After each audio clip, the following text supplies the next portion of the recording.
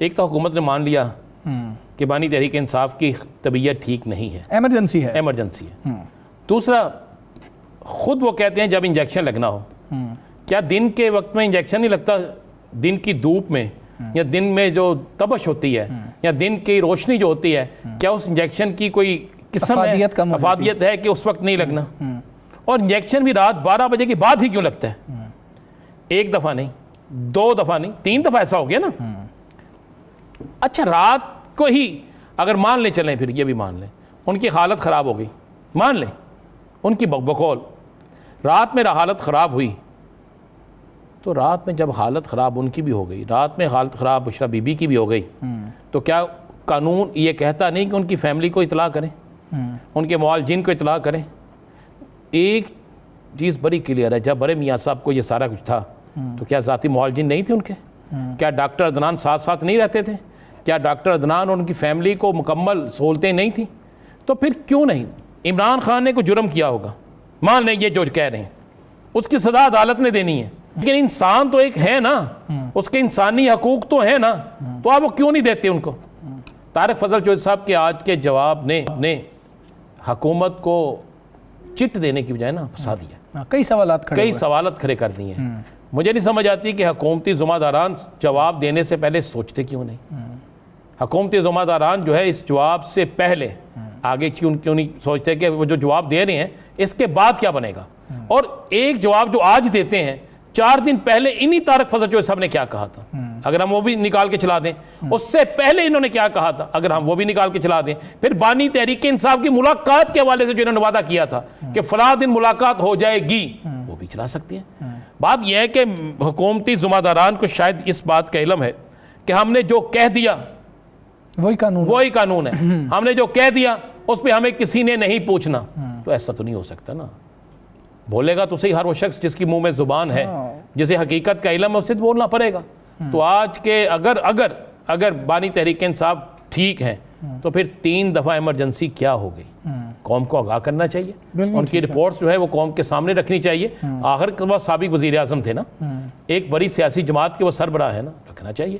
اگر وہ ایک عام آدمی بھی ہیں تو پھر بھی رکھنی چاہیے۔ جو قانون ہے وہ تو سب کے لیے ہے نا، جو ایک عام قیدی کے لیے قانون ہے وہ تو کم از کم ہونا چاہیے۔ دیکھیں جو پٹیشن کی ہے نا بھنڈاری صاحب نے، اس میں تو انہوں نے پھر سابقہ وزیر اعظم کا پورا حوالہ دیا ہے، ان کی وہ سرخیاں جو ہے جو اخبارات میں چلی تھی وہ بھی نکل آئی ہیں، وہ جو رپورٹس تھی وہ بھی ہیں، جو عدالت نے فیصلے دیے تھے وہ بھی ہیں، جو عدالت سے ریمارکس آئے تھے وہ بھی ہیں، یہ سارا کچھ ہے نا، تو پھر تو کرنا چاہیے۔ تو دوسری بات اگر آپ اجازت دیں یہاں پہلے ثاقب صاحب سے اس پہ پھر میں سر آپ کی طرف آتا ہوں۔ ثاقب بھائی، یہ پیر تک جو ڈیڈ لائن دی گئی ہے اس کا کوئی فائدہ ہوگا؟ ویسے محمود خان اچکزئی صاحب جو ہیں وہ تھوڑا سا فارم میں تو آئے ہیں، تھوڑا سا ہم دیکھ رہے ہیں کہ لب و لہجہ جو ہے وہ آج بڑا سیریس تھا، جو محمود خان اچکزئی ہیں تھوڑا بدلا ہوا بھی تھا، اور آپ کو یاد ہوگا پچھلے منگل کو، آئندہ منگل تک، یعنی کہ آج فرائیڈے ہے تو اگلے 4 روز ہیں، تو منگل تک جو سہیل خان آفریدی ہیں انہوں نے بھی ایک ڈیڈ لائن دی تھی، اگرچہ اس پہ اتنی زیادہ بات نہیں ہو رہی لیکن ڈیڈ لائن انہوں نے دی تھی، اور انہوں نے پیر تک بات کی ہے۔ اور ایک اور چیز آپ نے سنی ہوگی، طارق فضل چودھری صاحب جو ہے بات کر رہے تھے، ساری باتیں انہوں نے کی، لیکن انہوں نے ایک بات کی کہ ہم کوشش کر رہے ہیں کہ وزیر اعظم صاحب سے اپوزیشن لیڈر کی بات ہو جائے تو کئی معاملات بات چیت کے ذریعے حل ہو سکتے ہیں۔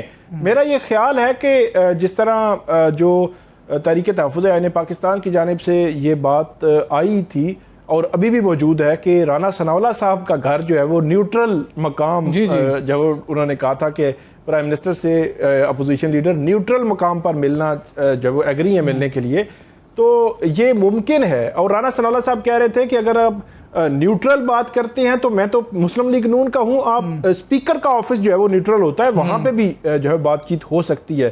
تو مجھے ایسے لگ رہا ہے کہ آئندہ آنے والے دنوں میں جو اچکزئی صاحب اور پرائم منسٹر کی ملاقات ہو سکتی ہے، اور اس ملاقات میں یہ چیز ڈسکس ہو سکتی ہے۔ حکومت آج تک کہتی رہی ہے کہ یہ باہر آ کے بات کرتے ہیں، یہ اداروں کے حوالے سے متنازع باتیں کرتے ہیں، تو اس لیے یہ پابندی لگی ہے۔ تو یہ ایک ممکنہ صورت، درمیانی رستہ بظاہر ہو سکتا ہے کہ جو عمران خان صاحب کی فیملی ہے ان کو جو ہے وہ اسٹرکٹلی یہ کہہ دیا جائے اور وہ ایگری کر جائیں اور حکومت کو بھی یقین دہانی کرا دی جائے کہ وہ ملیں گے اور ٹاک نہیں کریں گے اور ایسی متنازع بات تو بالکل بھی نہیں کریں گے، تو ہو سکتا ہے کوئی کنسنسس جو ہے وہ بن جائے. مجھے ایسے لگ رہا ہے کہ ایسی سچویشن جو ہے وہ ہو سکتا ہے آئندہ آنے والے دنوں میں کچھ نہ کچھ بن جائے. بالکل ٹھیک ہے. اچھا رحان صاحب، مولانا صاحب بھی احتجاج کی کال دے چکے ہیں، مظاہرہ کیا جائے گا، 22 تاریخ کو مظاہرہ ہوگا، اس کے بعد 4 تاریخ کو آگے جلسہ بھی ہوگا، درمیان میں سر عید بھی آ رہی ہے، پھر الیکشنز بھی ہیں جی بی کے، آزاد کشمیر کے. اس کال سے کیا فائدہ ہوگا یا کوئی اثر ہوگا اس کا؟ گورنمنٹ پہ پریشر پڑے گا؟ دو چیزیں ذہن میں رکھیے گا، مولانا صاحب کا جلسہ اور ایک حکومت کے خلاف کھل کے بولنا. بولے وہ ساری حکومتوں کے خلاف، لیکن جہاں جلسہ کر رہے تھے ان کے متعلق انہوں نے جو لفظ کیے. جی. دوسرا، آج ایم کیو ایم کے اپوزیشن لیڈرز کا لمبا چوڑا خطاب اور بڑی کھل کے چارٹ شیٹ کرنا. اس کے بعد آپ آ جائیں کہ آج کے ہی دن محمود خان اچکزئی کا بدلہ لہجہ، جی اس کو بھی آپ ذہن میں رکھ لیں. اچھا، آپ کڑیاں جوڑ رہے ہیں. پھر جماعت اسلامی کا 15 تاریخ کو احتجاج کا اعلان. اب اگر ان ساری چیزوں کو دیکھیں، اب آگے کہتے ہیں عید آ جائے گی. عید 2 یا 3 دن کی ہوتی ہے. اگر کوئی آگ تیزی سے چل رہی ہو نا تو اس کو بجھاتے ٹائم لگتا ہے. عید گزر جائے گی، عید کے بعد باقی سیاسی جماعتیں بھی میدان میں ہوں گی. ایک بجٹ ہے جو آنے والا ہے، اس بجٹ کے بھی بہت سے اثرات ہوں گے. ہاں جی، بہت سی چیزیں ہوں گی. پھر اس کے بجٹ کے بعد آگے آپ آ جائیں. اگر جی بی الیکشن جو 7 جون کو ہیں وہاں پر بھی کوئی مسئلہ ہو جاتا ہے. کس طرح کا مسئلہ؟ یہ ہو جاتا ہے کہ نتائج کوئی مانتا ہے کوئی نہیں مانتا. اچھا. تو جو نہیں مانتا وہ تحریک کی طرف جائے گا، جو مانتا ہے وہ ہیرو ہے. اس پہ پھر آپ کشمیر کے الیکشن کی طرف جاتے ہیں. یہ ساری چیزیں آپ دیکھیں تو ہر جگہ سیاسی سرگرمیاں تیز ہو رہی ہیں. ہر جگہ ایک طرف سمجھ لیں کہ احتجاج ہو رہا ہے، ہر طرف ایک سمجھ لیں کہ عوامی جو ہے نا رد عمل یا عوامی رابطے وہ تیز ہو رہے ہیں. تو یہ ساری چیزیں ایک وقت میں ہونا، اور پھر آپ فیصل واڈا صاحب کو نہ بولے اچانک ان کا بولنا، جی جی، اور ان کا پھر بہت سی چیزوں پہ تنقید کرنا. اس دفعہ تنقید تحریک انصاف کی طرف نہیں ہے، اس دفعہ تنقید حکومت کی طرف ہے. اچھا ثاقب صاحب، 28ویں ترمیم کے حوالے سے اسلام آباد میں کیا باتیں ہو رہی ہیں؟ ویسے وزراء بھی نہیں مان رہے، پارٹیاں بھی نہیں مان رہی. ایک تو جو بلاول بھٹو زرداری صاحب، انہوں نے کہا کہ کل انہوں نے کہا کہ یعنی کہ 14 مئی تھا کل، تو انہوں نے کہا ابھی تک ہم سے کوئی بات نہیں کی گئی. تو اب کیا اس پہ بات کی جائے، لیکن ان کا لہجہ بڑا سخت تھا. ایک تو انہوں نے وہ جو وہاں پہ پریس کانفرنس پہ بات ہوئی، اس دوران جو وہاں پہ کوریڈورز میں صحافیوں نے جب سوال کیا تو ان کا لہجہ ان کے حوالے سے بھی بڑا سخت تھا کہ یہ کیسا سوال ہے اور ہم نے طے کیا ہے ایس او پیز ہیں اور ہم اس کا جواب نہیں دیں گے اور اس طرح کریں گے اور اس طرح کریں گے. تو لب و لہجہ جو پیپلز پارٹی کے اندرونی حلقے ہیں وہ یہی بتا رہے ہیں.